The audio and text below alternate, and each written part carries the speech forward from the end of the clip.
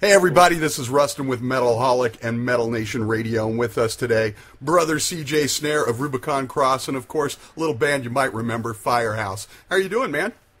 I am feeling great, Rustin, and I would like to say thank you to you for having me on the show, and also thank you to all the listeners out there. Absolutely. Really appreciate it, and I appreciate the opportunity to talk about Rubicon Cross. Absolutely. We're honored to have you. And that is what we're here to talk about today. I'm sure there will be a little Firehouse in there somewhere, but today is all about the baby, Rubicon Cross. I got a chance to talk with Chris a couple years ago when you guys did the first EP, and I was so excited about it. As a matter of fact, that was going to be one of my questions. Why did it take so long to get the full album done? Well, at that time, Chris was living in England. So we had 4,000 miles of ocean in between us, number one. And, we went through births and deaths and divorces and marriages and wake-up. I mean, just all kinds of life things, okay? Breakups, all kinds of things. So it was kind of like plodding through life. And that eventually became quite a bit of the fodder of the material for this record. It was like two artists came together, became really best of friends, and this album just had to be written, because it reflects a lot of the experiences that we went through. Right, and you can hear a lot of that in the music. You can definitely get a lot of that from the lyrical content. For the backstory for some of the listeners, when you began this, it was originally supposed to be your solo album, but it really has taken on a life of its own. Well, that's exactly right.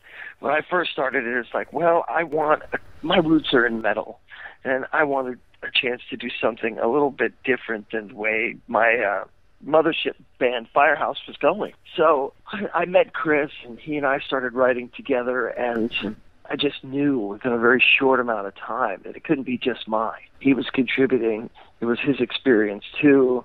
We were a band of brothers, and then we added on Robert Benke as our guitarist.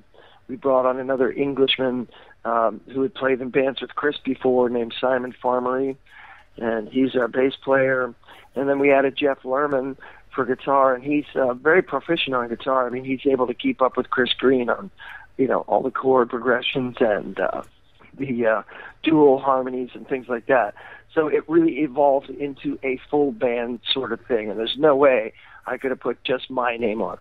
Right. And I've had the good fortune now to sit and listen to the new album for a week. And it's funny, I always tell people, for me, the test of whether an album is really good or not is if I listen to it and days later, songs are still rumbling through my head, against my will, if you will. And literally, last night I fell asleep with, Next Worst Enemy banging around in my head, and I woke up this morning with Locked and Loaded stuck in my head. It was like this infectious addiction thing going on. So clearly, the tunes are there. It's a great, great album. And you and Chris clearly have a fantastic songwriting chemistry, and I assume that's got to be an extension of your personal chemistry as friends. Yeah, absolutely. I mean, they kind of went hand in hand. As our friendship grew, the chemistry grew as well. And, one of our things that we absolutely set out to do in writing this album, and another reason it took so long, it's because there was a lot of trial and error. There were tracks that fell by the wayside. But I think a really good earmark of a great record is what you just described. Having those songs that kind of pull you along, so you can't just turn the CD off or turn the recording off in mid-recording. Each song pulls you along and kind of adds to the story. Like a good book, if you read books, a good page turner. You can't just put it down, or you don't want to put it down, because the story is just so gripping. And a lot of records, you have a couple of good songs, and then you have a couple of filler songs, things like that. We tried really hard to make every one of these gripping and hard-hitting, and something that, would speak to everyone, whether it be, a strong metal kind of emotion, or a band of brothers, sticking together in the face of adversity and coming out stronger on the other side, like Bleed With Me is about, or, something as emotional as losing another person, in death. And there's a song on there called Save Me Within that's about that. But then Next Worst Enemy, like you were just mentioning too, is about meeting that certain someone who you fall in love with, that's your best friend and everything, and then all of a sudden, they up and say, well, I'm out of here. Then they take on a more adversarial type of role, And Locked and Loaded is about hitting the stage full throttle and leaving everything there on the stage when you're done, bringing A game and just sweat and blood and slapping five and, all that exchange with the audience and all that energy, and then there's nothing left at the end. So, everyone has a little bit different subject matter, but we try to create a story of what's happened to us over the last 10 years. And it's finally here. Yay. Oh, absolutely. And like I said, I've already listened to it several times, and one of the first things I was really impressed with was the aggressiveness. This really finds you, as you said, getting back to your metal roots. It's very heavy, very ballsy. We have. That's good. That's good because, we wanted to make a clear differentiation between Firehouse and Rubicon Cross. I think it would have been silly for me to just get a bunch of other musicians and write similar songs and sing the same way in front of that, because that would have sounded like Firehouse, and we already have a Firehouse. And Firehouse is still alive and well, and we're out touring all this summer, and you'll see us, and if you want Firehouse, you go to Firehouse. Rubicon Cross was meant to be something very different, and that was to express the more aggressive side, the metal emotions, a different sound altogether. My voice is my voice, but even then I try to sing lower and a little more harsh and gruff and everything, and I put lower harmonies in things. We were very conscious with the guitar styles and just the basic drive and writing of the songs, too.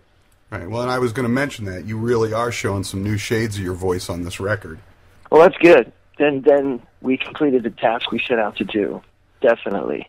The guitar solos are different. You'll find just that any Firehouse fan, I think, might come along for the ride and enjoy it. And if you don't, that's okay, too, because we're going to pick up some new people who might not be Firehouse fans who definitely prefer this in Rubicon Cross, which, the single is out now, which is called Bleed With Me, and right. You can see it up on YouTube or RubiconCross.net or our Facebook page, which is, /Rubicon Cross Band. There's plenty of places to find out about what's going on and everything as we go to the countdown of May 19th when it's actually available for purchase. It's part of the Nikki Six Cents program at Best Buy. It's going to be exclusive. There's going to be an exclusive edition that contains a couple extra tracks and a poster and lyrics, things like that. There'll be the standard version, too, and that's going to happen in 600 stores simultaneously across the nation on the 19th, if you like a CD. Now, if you like a download, you can still get it on your phone or your MP3 player, whatever you like, on May 19th at all the digital download stores. Right, and that's one of the nice things about this album, too. It's, in this day and age, so many bands have gotten caught up so much in the digital download thing. They focus so much on one or two really strong songs, and everything else is sort of fodder. And you going back to the classic way of writing albums, you guys have created an album that's you really want every track on this album. They're all fantastic, and they all stand on their own legs in a unique way. Well, that's good. I really appreciate the compliment, because that's what we had intended to do. We didn't want filler at all, and there are a lot of clunkers that, hit the cutting room floor and stayed there. They just weren't right for us. They're good songs, I think. They might be right for another band or something like that, but they didn't fit the style of this album. They didn't fit the flow of this album. Yeah, getting back for a brief moment to the Firehouse fans, obviously, because a lot of people are going to come to this project because of you as well, from your side of it. There are a couple songs on there that I think Firehouse fans will immediately warm to, because they'll have sort of that feel. Because combined with your voice and the acoustic guitar on songs like Shine and Save Me Within, I think even skeptical Firehouse fans will be enticed to give Rubicon Cross a fair listen and then indulge themselves in what you guys are doing wholly instead of, a track at a time there. But because you can't get away from the fact that your voice is your voice and it's the voice of Firehouse. And once you put on that acoustic guitar, you're always going to get a little bit of that Firehouse flavor to it. And I think that's going to draw those guys in, and then they'll give the whole project a fair listen. Well, thanks for saying that. I really appreciate it. But it's a bit of a double-edged sword, too, because there are those who don't like Firehouse, who that could turn away. And I ask them to listen with open ears, open mind, because there are other things on there, too, that certainly are not indicative, or you wouldn't find on a Firehouse record. And it has more of a modern stamp. It's modern hard rock, circa 2014, 2015. I think, anyway, and a lot of journalists have written about that and dubbed it that. So it's really kind of cool for me because this is a baby band. Okay, it's just I'm the old veteran in there, and I don't want to be a stigma in a positive way or a negative way for the other guys. Now, I don't think that's going to happen at all. And as you already mentioned, the first single, "Bleed With Me," is far from Firehouse as you want to get in terms of sound and stylistically and everything. You guys have already shot the first video for "Bleed With Me," and anybody who watches that and listens to it is going to know that right away. So, and that's just a very edgy song right there, and something that I wouldn't have expected from you. You're definitely doing your voice a little bit different there, and it just really rocks. Now, and the funny thing is, when I'm watching the video, one of the first questions that hit my mind is when you turned back and watched that video for the first time when it was complete. Was there any sense of surrealism for you to watch yourself performing with a completely different band than the one you've spent a quarter of a century with? Not really, because you know what? I go and I spend the time with Firehouse every year, year after year, and I go and I spend the time with Rubicon Cross and those guys. And what the sense is more one of excitement. It's that feeling like I had before the launch of that first Firehouse album. I have that right now, that sense of excitement, that sense of, geez, I wonder how the public is going to receive this, Are they going to embrace it? Are they going to trash us? Now what I've read from a lot of journalists lately and the press, and then some of the comments that people make, we have a fairly high batting average. There are always going to be haters no matter what you do, no matter what band you're in or, what you're writing. You're an artist, you're a writer, you're a journalist. There's just always going to be people who are not fans, and they want to close their minds, and they want to say nasty stuff. We haven't had that many of them. Really, it's been embraced overwhelmingly positive in a positive way. And if that's a barometer or an indicator of what it's going to be like when it comes out, I would just ask listeners to get this in your ears, and hopefully not illegally, because then you're not officially voting for the band.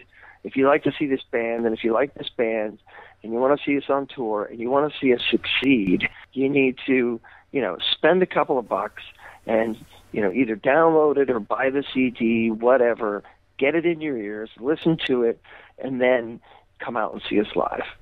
Absolutely, and we're definitely hoping you guys will get a chance to do some touring later this year after the Firehouse summer shows are done.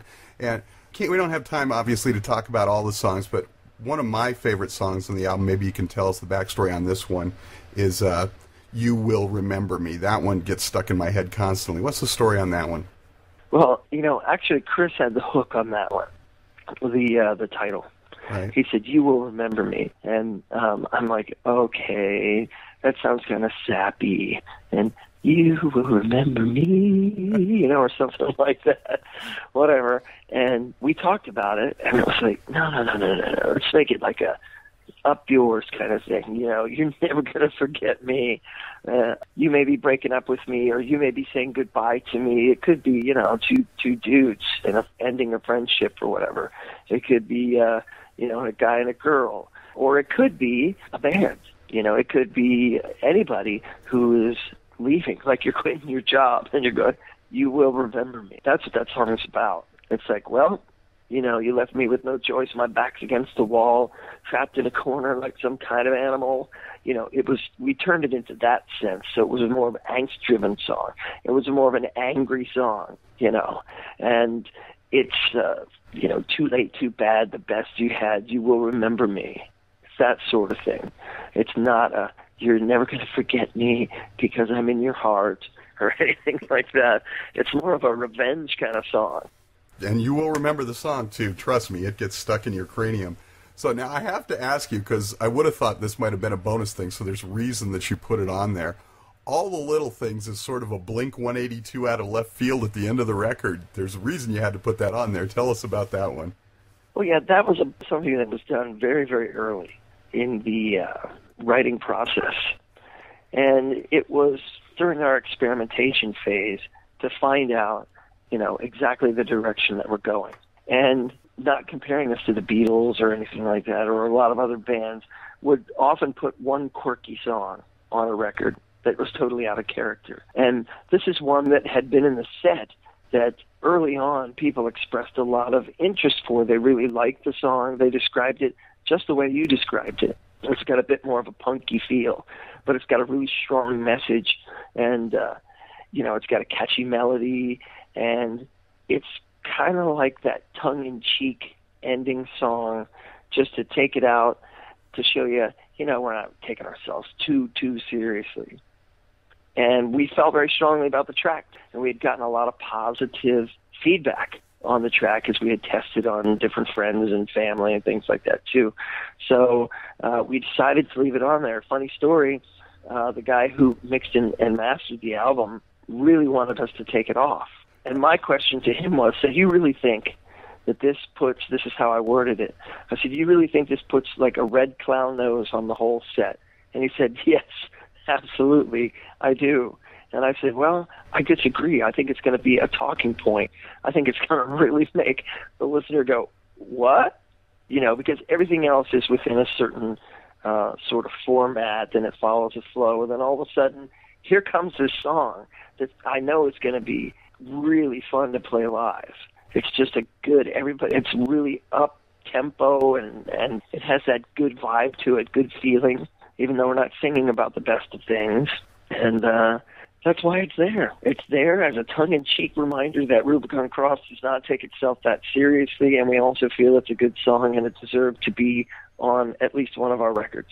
Well, and it was definitely a fun way to end the album, and nice segue there, because I was going to ask you, how did you connect with Rick Beato for the record? Well, he had done some of Furion stuff, and he also did, he gave Shinedown their first platinum album. He did Bullet for My Valentine, Dark New Day, and I think actually he was really good friends with Kip Winger.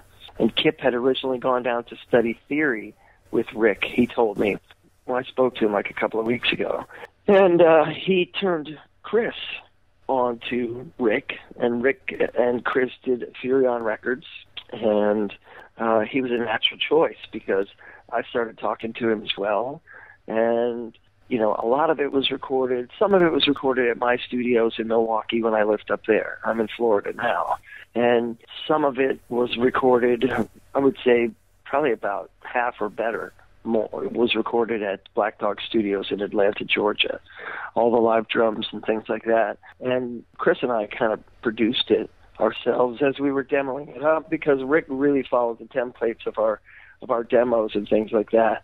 But he mixed it, he mastered it. Chris and I flew down to be part of the mixing process too, and I'm really, really pleased with the sound of it. It sounds fresh, modern. It sounds almost like there's a couple of microphones in the room as the band's playing, because it has a real energetic, almost live feel to it. When you first broke out with Firehouse, the music industry was much different. It's easy to create and get your music heard these days, but it's infinitely harder to do anything substantial with it, as you sort of alluded to a few minutes ago. How are you approaching the marketing of Rubicon Cross in this day and age? Yes, the face of the music industry has changed drastically, in that it used to be so many different avenues if you were allowed in the good old boys club, like Sony or the big labels. They would take you in, and you'd have to sell about 500,000 records. You'd have to have a gold record before you broke even. Right. But in return for that, the record company would give you videos which would appear on MTV, and you'd get a lot of airplay, which is not as easy to get on the radio these days, because there are these huge corporate conglomerates which have, their pre-established programming lists and things like that. So what we have done is we assembled our own team of publicity people to, find people such as yourself and so many other interviews and press that we have done.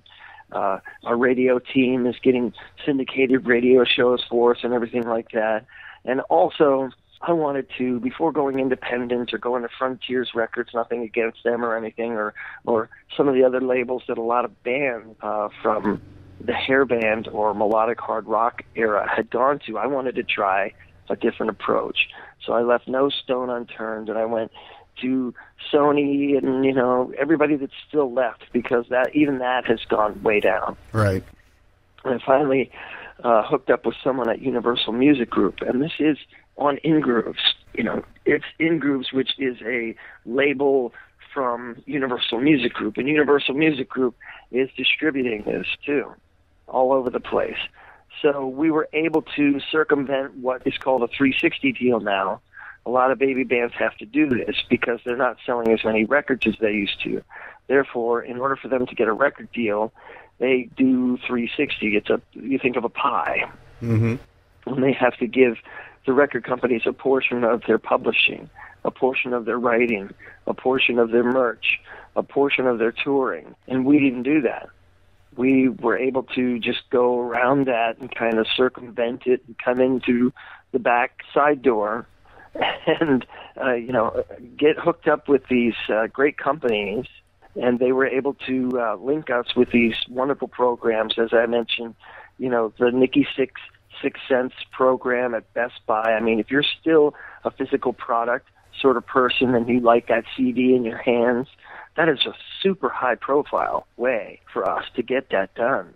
Touring is really important, too. We have our website and the merch coming. That's another way that bands can generate a revenue stream, because it's all about little revenue streams anymore. Back in the days of Firehouse, I mean, our first one sold, went multi-platinum. Right. And so we were actually making money selling records. You don't sell as many records anymore because people just don't buy them. Right. And that's a shame, because eventually it's going to kill the music or dilute the music or affect the music adversely. But, because of the fact that we have these big companies helping us so much, we feel like we'll get the exposure through press, through radio. We do have shows, too. I mean, we're filling in the gaps between Firehouse right now. When Firehouse winds down, we'll start up a little more full-time. But May 15th, we're doing a show in Chicago. It's just 4 days prior to the release date with Fozzy and Heaven's Basement. Nice. Yeah, they'll get a chance to see us in a short set. We'll come out there. We're not going to get a sound check. And we're not going to get a roast turkey and champagne on our rider or anything like that backstage. It's going to be pretty much bare bones, throw and go, get up there, do it, and then you're done. But that's the way it works when you're starting out. And we're low man on the totem pole again, and we are starting all over again. So that's kind of exciting. It's kind of exciting to do this again with a different band, a different sound, a different look and everything. But also, as we were just talking about, a different music industry. To sort of see it from another perspective, too. I'm really looking forward to seeing you guys live, and I hope I get that opportunity.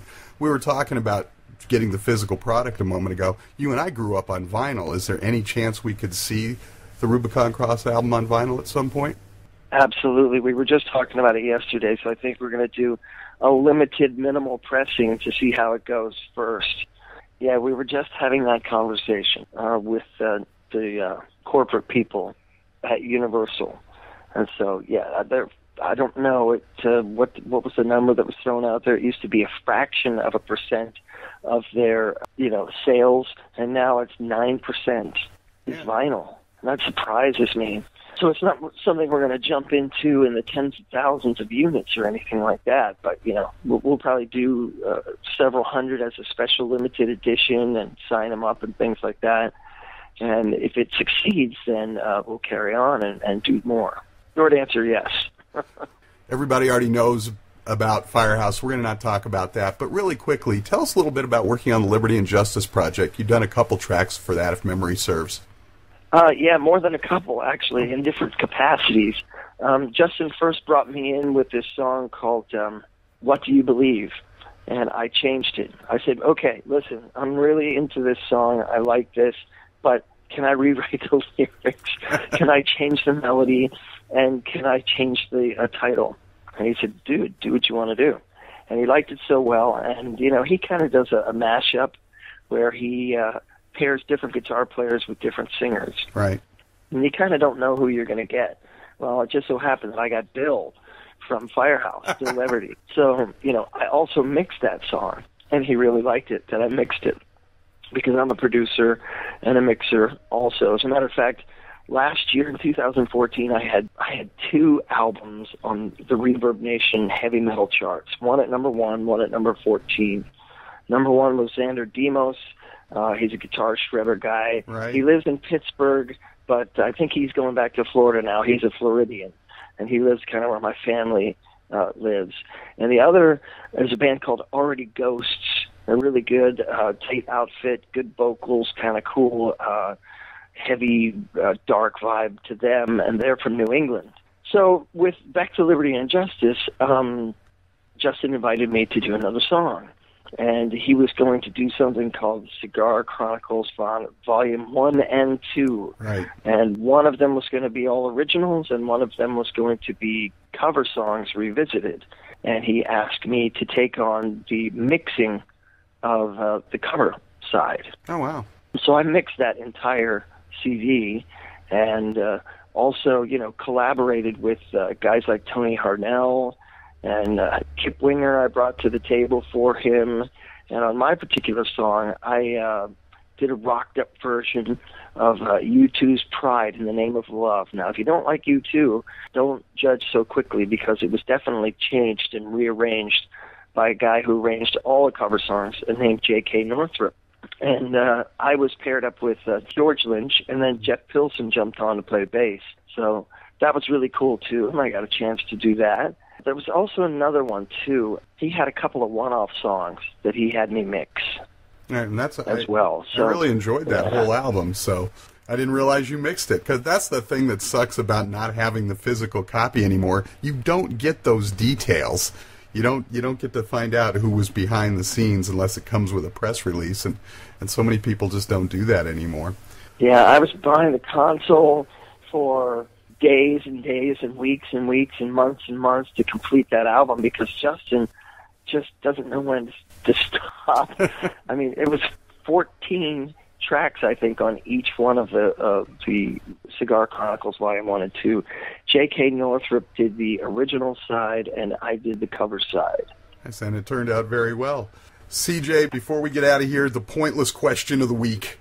If you could make an appearance on any television series, as yourself or as a character, what would it be? Well, I don't watch many TV shows. And when I do, they're usually ones like on HBO, like True Blood, or I'm watching Game of Thrones right now. I'm addicted to that. But, what, Game of Thrones? Yeah. It's getting so good right now. It started off kind of slow, my first season or two, and then it just, like, has escalated into this, oh, my God, I can't wait to the next song. I mean, the next episode. Right. What? That's a hard question for me, because I really don't watch TV very often. I'm going to say I really think Sofia Vergara is hot. She is. So sure. whoever plays her husband, I don't know, or someone who has her romantic interest in that show, because I really don't watch that show. I don't even know the name of the show. But, Modern Family. Whoever she treats nicely on that show, That's I where just you like to wanna get be. close to her. Awesome. CJ Snare of Rubicon Cross, and of course Firehouse, the debut album from Rubicon Cross, out May 19th on InGrooves. Everybody get out there, buy it, legally download it, put the money into it, because we want to see him on tour. It's a fantastic album, CJ. Thanks so much for you and Chris and the entire band putting it together, and we look forward to seeing you on tour. Thank you, Rustin.